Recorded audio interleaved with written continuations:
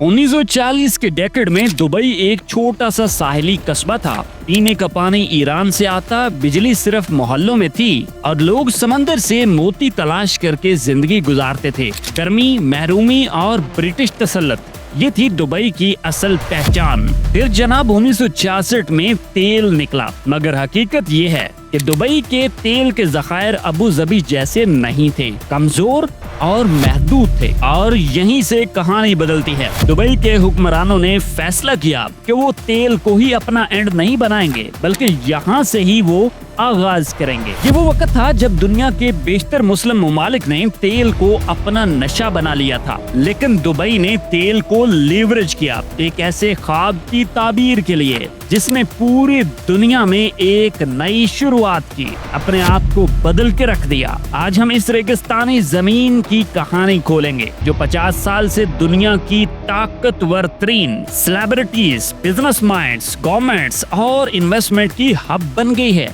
लेकिन ये तरक्की सिर्फ बिल्डिंग्स और बुर्ज बनाने से नहीं हुई, बल्कि ये एक फिलॉसफी है, एक ऐसा फलसफा जिसमें ख्वाब, खतरा और हिकमत तीनों का एग्जैक्ट कॉम्बिनेशन मिलता है। आपको माइंड साइंस और हिस्ट्री में इंटरेस्ट है तो जनाब सोच घर के साथ जुड़ जाएं, इसे सब्सक्राइब कर लें और वीडियो पसंद आए तो लाइक भी कीजिएगा। अगर हम बात करें दुबई के वसाइल की, तो जनाब मेरी रिसर्च के मुताबिक दुबई कभी भी कुदरती वसाइल से माला माल इलाका नहीं था। ना जरखेज जमीन, न दरिया, न सोना, न कुदरती जंगलात। यहाँ सिर्फ एक ही सरमाया था और वो था समंदर। 19वीं सदी में दुबई एक छोटा सा मछली पकड़ने वाला साहिली गांव था, जहां ज्यादातर लोग पर्ल डाइविंग से रिज़्क कमाते थे। गोताखोर कई हफ्तों तक समंदर में रहते, कई तो वापस ही ना आते, और जो आते वो चंद मोतियों के बदले चंद सिक्के लेकर अपनी भूख मिटाते। दुबई उस वक्त ब्रिटिश खलीजी मुआहिदों का हिस्सा था, जहां तजारत पर बरतानिया की गिरफ्त थी। यहाँ एक बात काबिल जिक्र है, जब दुबई के हुक्मरान शेख मखदूम बिन हशर ने गैर मुल्की ताजरों को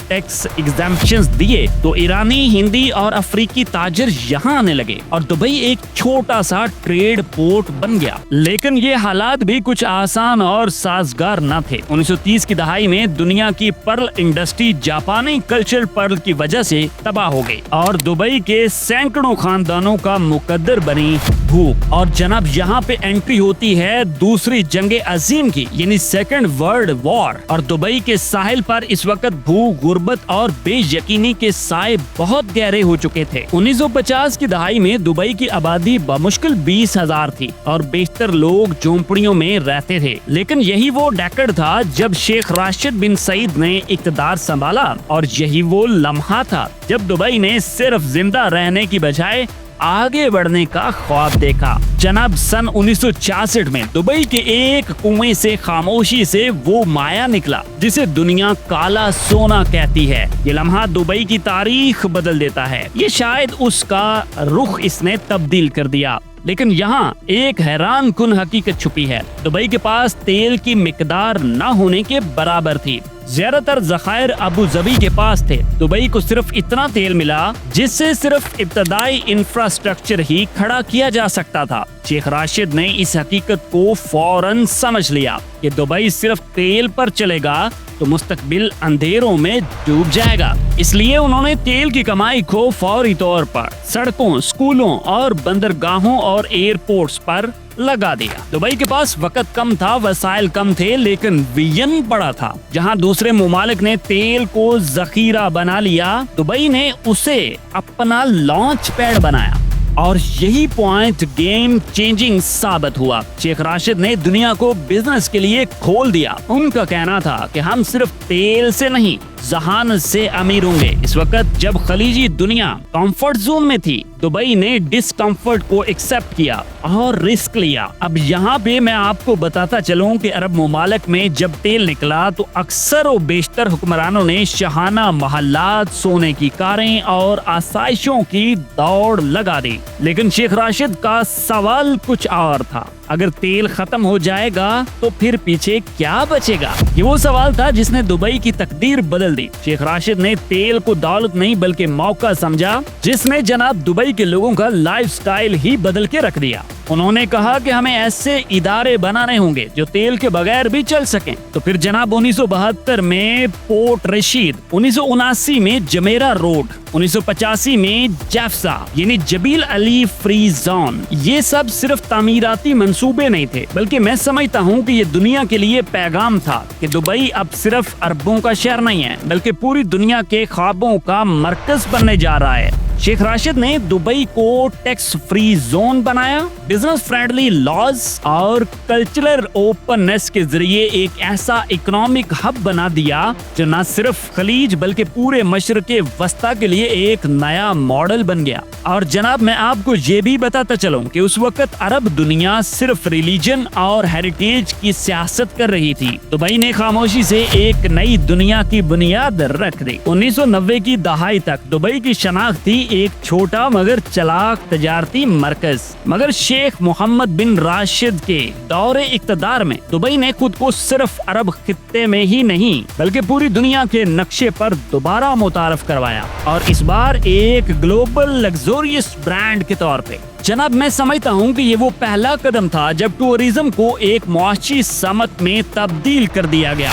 دبئی نے صرف ہوٹل نہیں بنائے بلکہ کئی سارے تجربات کیے گئے، مصنوعی جزیرے، دنیا کا بلند ترین ٹاور اور ڈیزرٹ سفاری جیسی چیزوں نے دبئی کو یونیک بنا دیا۔ یہاں عمارتیں صرف کنکریٹ نہیں بلکہ ایک سمبل بن گئیں۔ ساتھ ہی دبئی نے ریل اسٹیٹ کو ایک عالمی سرمایہ کاری کی فیلڈ میں بدل دیا۔ فری ہولڈ پراپرٹی لاز لائے گئے، غیر ملکیوں کو پراپرٹی خریدنے کا حق دیا گیا۔ بزنس بے، ڈاؤن ٹاؤن دبئی، برج خلیفہ، یہ سب اس نئے ویژن کا ہی نتیجہ تھا۔ اور جناب میرے مطابق تیسرا پلر تھا فائنانس۔ دبئی نے دنیا کے بڑے بینکوں، انشورنس کمپنیوں اور فائن ٹیک سیٹ اپ کے لیے ایک بڑا ماحول بنا دیا، جہاں نہ ٹیکس کا خوف تھا نہ پولیٹیکل انسٹیبلٹی۔ اور دبئی انٹرنیشنل فائنینشیل سینٹر یعنی ڈیفس ایک منی کنٹری کے طور پہ آپریٹ کرتا ہے۔ وہ اپنی ریگولیشن لاز میں بہت مضبوط ہے۔ یہ سب اچانک نہیں ہوا، ہر چیز ایک کیلکولیٹڈ رسک پر تھی۔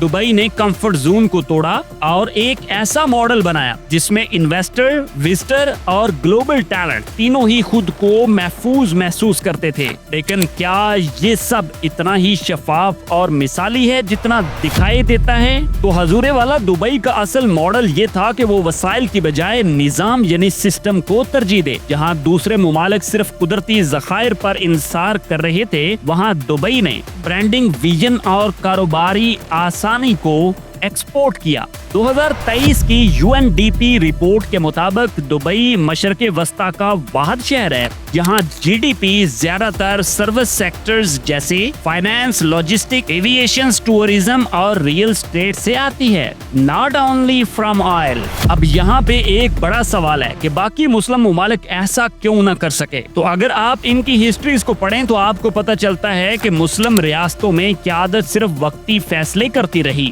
لانگ ٹرم ویژن نہیں تھا۔ جب تیل آیا تو کمفرٹ زون بن گیا۔ آئی تھنک ایجوکیشن اور وومن پارٹیسپیشن کو بھی کافی نظر انداز کیا گیا۔ اچھا دیکھیں، ورلڈ بینک کی گورننس انڈیکیٹر رپورٹ کے مطابق UAE ان شعبوں میں پورے مسلم ورلڈ سے آگے ہے۔ اب یہ شعبے کون سے ہیں؟ نمبر 1 پہ ہے جی لا انفورسمنٹ، نمبر 2 رول آف لا، نمبر 3 ریگولیٹری کوالٹی، نمبر 4 کرپشن کنٹرول۔ اب اگر آپ نے یہاں تک ویڈیو دیکھ لی ہے تو آپ کے مائنڈ میں یہ بھی بات آئی ہوگی کہ یہ بڑی تبدیلی کب آئی؟ 1985 جناب وہ سال تھا جب جبل علی فری زون کی بنیاد رکھی گئی۔ یہ صرف ایک معاشی فیصلہ نہیں بلکہ ایک نظریاتی موڑ تھا۔ سوچ یہ تھی کہ اگر تیل نہ بھی رہا تو سرمایہ کاروں کے لیے یہاں رہنے اور کاروبار کرنے کے لیے کوئی تو مضبوط وجہ ہونی چاہیے نا۔ آج جیفزا میں 9000 سے زائد انٹرنیشنل کمپنیاں موجود ہیں، جن میں GE، نیسلے اور یونیلیور جیسی بڑی کمپنیاں بھی شامل ہیں۔ شیخ زاید روڈ دبئی کی ترقی کی شارغ بنا۔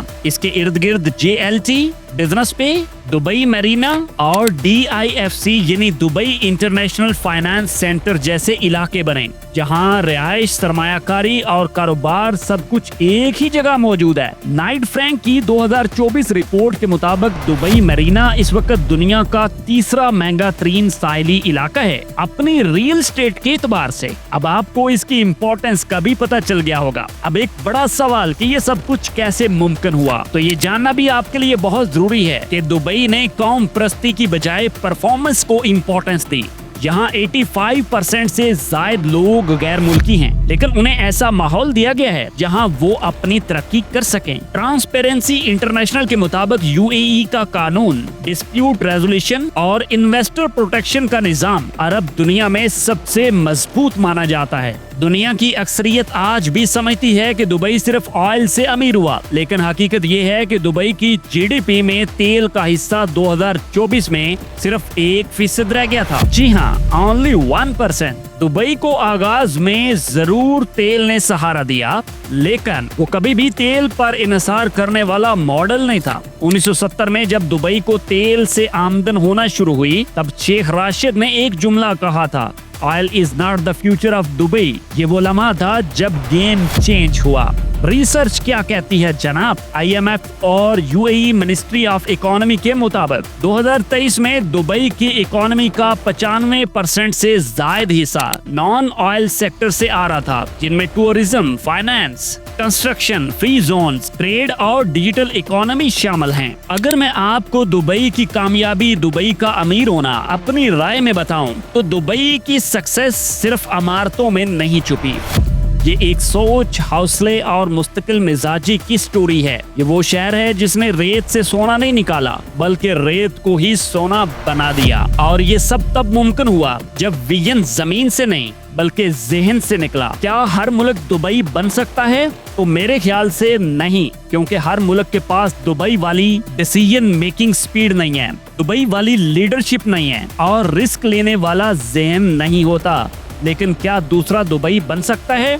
हाँ, अगर कोई कौम अपनी आइडेंटिटी को बेचे बगैर मॉडर्न हो, अपनी जमीन को सरमाए की बजाय मौका समझे और वक्त पर फैसले करे, शिकायतें नहीं, तो हाँ, दुनिया में कई दुबई जन्म ले सकते हैं। मैंने आपके सामने अपनी राय रखी, अब बारी है आपकी कि आप क्या समझते हैं। क्या पाकिस्तान, मिस्र या किसी और इस्लामी मुल्क में दूसरा दुबई बन सकता है? अगर दुबई जैसा मॉडल कहीं और बने तो उसकी क़यादत किसके हाथ में होनी चाहिए? क्या सिर्फ दौलत काफी है या सोच और सिस्टम असल ताकत है? नीचे कमेंट्स में अपनी राय का इजहार जरूर कीजिएगा। मैं चाहता हूं कि ये बहस सिर्फ वीडियो पर खत्म ना हो, बल्कि सोच के सफर की शुरुआत करे। आप अगर सोच घर पर नए हैं तो इसको सब्सक्राइब भी कर लीजिएगा। वीडियो पसंद आई है तो इसको लाइक भी कीजिएगा। मिलते हैं आपसे अगली वीडियो में। अल्लाह हाफिज।